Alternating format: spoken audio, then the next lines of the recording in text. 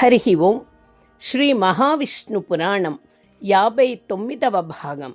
అనంత పద్మనాభ వ్రత కథ.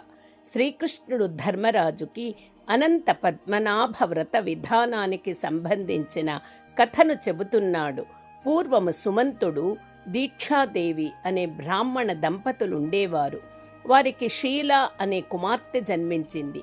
కొంతకాలానికి దీక్షాదేవి చనిపోవడంతో సుమంతుడు కర్కశ అనే స్త్రీని వివాహము చేసుకున్నాడు. కర్కశ పేరుకి తగ్గట్లే కఠినాత్మురాలు. భర్త మొదటి భార్య కూతురైన షీలను నానా కష్టాలు పెట్టేది. షీల చిన్నతనము నుంచి నారాయణుని భక్తురాలు. ఇంటి గోడలపై, గడపలపై శ్రీహరి మరియు దేవుళ్ల బొమ్మలు చిత్రించేది. ఇంటి బయట పెరట్లో శంఖ, చక్ర, పద్మాల ముగ్గులు వేసేది. షీల శ్రీహరి భక్తిలో పెరిగి పెద్దదయ్యింది. కౌండిన్యుడు అనే ముని పెళ్లి చేసుకోవాలనే కోరికతో దేశ సంచారము చేస్తూ సుమంతుడి ఇంటికి వచ్చాడు. సుమంతుడు కౌండిన్య మునిని స్వాగతించి పూజించాడు. కౌండిన్యుడు, షీల ఒకరినొకరు చూసుకొని ఇష్టపడటంతో సుమంతుడు వారిద్దరికీ వివాహము చేశాడు. కూతురుకి, అల్లడికి ఏదైనా ఇచ్చి వీడ్కోలు చెప్పాలని భార్య కర్కశను అడగగా ఇంట్లో ఏమీ ఇవ్వడానికి లేదని చెప్పింది. సుమంతుడు చేసేది లేక దారి బత్తెమునకు పిండి ఇచ్చి కూతురుని, అల్లుడిని సాగనంపాడు. వీరెక్కిన బండి ఒక ఆశ్రమం ముందు నుంచి వెళుతుంటే ఆశ్రమములో స్త్రీలు ఆ రోజు అనంత పద్మనాభ చతుర్దశి అవ్వడముతో ఎర్రని వస్త్రములు కట్టుకొని వ్రతం చేయడం చూసింది. బండి ఆపి భర్త కౌండిన్యుడి అనుమతితో షీల ఆశ్రమములోకి వెళ్ళి ఆ స్త్రీలను కలిసి వారు చేసే అనంత పద్మనాభ వ్రత విధానము తెలుసుకుంది. తను స్నానము చేసి ఆశ్రమ స్త్రీల సహాయముతో అనంత పద్మనాభ వ్రతము ఆచరించింది. తోరము కట్టుకొని తండ్రి ఇచ్చిన పిండిని ఒక బ్రాహ్మణునకు వాయనమిచ్చింది. పిదపతను భుజించి సంతుష్టురాలై భర్తకు భోజనము పెట్టింది. కౌండిన్యుడితో కలిసి బండిలో ప్రయాణించి భర్త ఆశ్రమము చేరుకుంది. అనంత పద్మనాభ వ్రతము చేయడము వలన వారి ఆశ్రమము అంతా బంగారముతో నిండిపోయింది. సిరి సంపదలు లభించడము వలన దంపతులు సుఖ సంతోషాలతో జీవించసాగారు.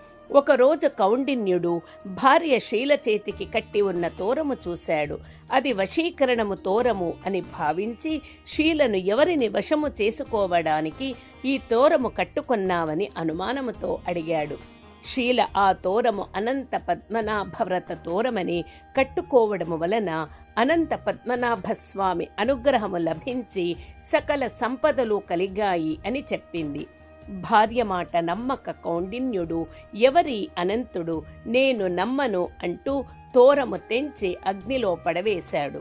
షీల పరిగెత్తుతూ వెళ్ళి ఆ తోరము తీసి పాలలో తడిపి జాగ్రత్త చేసింది. తోరము తెంచిన ఫలితంగా కౌండిన్యుడి సంపదంతా పోయింది. గోవులు, దొంగలు ఎత్తుకుపోయారు. ఆశ్రమం అగ్నికి ఆహుతి అయ్యింది. ఇతరులతో తగాదాలు వచ్చాయి. ఇరుగు పొరుగు వారు కౌండిన్యుడి వైఖరి నచ్చక మాట్లాడటం మానివేశారు. అందరూ వెలివెయ్యడంతో కౌండిన్యుడు ఇల్లు వదిలి అరణ్యములో తిరగసాగాడు. అప్పుడు అనంత పద్మనాభస్వామి వ్రతము తన భార్య షీల చేయడం గుర్తుకు వచ్చింది. ఆ స్వామి తోరము తెంచడము వలనే తనకు అనర్థాలు తెలుసుకున్నాడు. అనంత పద్మనాభ స్వామి దర్శనము పొంది అనుగ్రహము సంపాదించాలని అనుకున్నాడు. అడవిలో కనపడ్డ ప్రతిదానిని అనంత పద్మనాభ స్వామిని చూశావా అని అడుగుతూ వెళుతున్నాడు.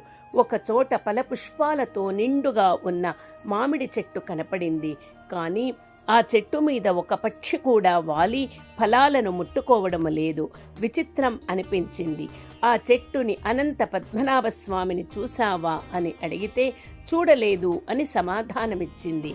మరికొంత దూరము వెళితే కౌండిన్యునికి మోకాళ్ల లోతు గడ్డిలో నిలబడి ఆకలితో అలమటిస్తున్న ఆవు కనిపించింది. ఆవు ఆ గడ్డి తినలేకపోవడం వింతగా అనిపించింది. ఆ గోవు కూడా తాను అనంత పద్మనాభ స్వామిని చూడలేదని కౌండిన్యుడు అడగగా చెప్పింది. కౌండిన్యుడికి వరుసగా 2 కొలనులు కనిపించాయి. ఒక కొలను కమల పుష్పాలతో నిండి ఉండగా మరొకటి పుష్పాలు లేకుండా ఉంది. తరువాత కనిపించిన వృషభాన్ని, గాడిదను, ఏనుగుని, అనంత పద్మనాభస్వామిని చూశారా అని అడగగా అవన్నీ తాము చూడలేదని చెప్పాయి. కౌండిన్యుడు నిరాశతో దుఃఖము కలిగి మూర్ఛపోయాడు. అప్పుడు అనంత పద్మనాభుడు కరుణించి ముసలి బ్రాహ్మణుని రూపములో వచ్చి కౌండిన్యుడిని తన ఆశ్రమం తీసుకువెళ్లి సపర్యలు చేశాడు. కౌండిన్యుని మనస్సు నిజమైన స్వచ్ఛమైన భక్తితో నిండి ఉంది అని గ్రహించి నిజ రూపముతో దర్శనమిచ్చాడు. కౌండిన్యుడు స్వామిని అనేక విధాలుగా స్తుతించి దారిలో తాను చూసిన నిండుగా ఉన్న ఒంటరిగా ఉన్న మామిడి చెట్టు, గడ్డి ఉన్నా తినలేని గోవు మొదలైన వాటి గురించి చెప్పి కారణం అడిగాడు. అనంత పద్మనాభస్వామి నవ్వుతూ అవి అన్నీ ఆయా జీవుల పూర్వజన్మ కర్మ ఫలాలు. సకల విద్యలు నేర్చుకున్న బ్రాహ్మణుడు తనికే చదువు వచ్చు అన్న గర్వముతో ఇతరులకు విద్య చెప్పలేదు. అందుకే అన్నీ ఉన్నా ఎవరికీ ఉపయోగపడని మామిడి చెట్టుగా జన్మించాడు. ఇక గోవు పూర్వజన్మలో గొప్ప ధనవంతుడు, ఎవరికి అన్నదానం చెయ్యలేదు. అందుకే ఆకలితో నకనకలాడే గోవుగా జన్మించాడు. కనిపించిన కొలనులలో పుష్పాలలో ఉన్నది ధర్మానికి ప్రతీక, పుష్పాలు లేనిది అధర్మానికి ప్రతీక. మరొక రాజు ఎలాంటి దానాలు చేయకపోవడంతో పనికరాని వృషభంగా పుట్టాడు. గత జన్మలో నిత్యము ఇతరులను దూషించే మానవుడు ఈ జన్మలో గాడిదగా పుట్టాడు. ఇంకొకడు తన పెద్దలు దానము చేసిన భూములను తిరిగి అమ్మడము వలన ఏనుగుగా పుట్టాడు అని వారి వారి జన్మల కారణాలు చెప్పాడు. కౌండిన్యుని వంక అనుగ్రహముతో చూసి, కౌండిన్య, అనంత పద్మనాభ వ్రతాన్ని నీ భార్యతో కలిసి 14 సంవత్సరాలు చేయుము, నీకు నక్షత్ర స్థానము లభిస్తుంది అని ఆశీర్వదించి అంతర్ధానమయ్యాడు. కౌండిన్యుడు స్వామి నామస్మరణ చేసుకుంటూ ఇంటికి బయలుదేరాడు. హరి ఓం తత్సత్. శ్రీకృష్ణార్పణమస్తు.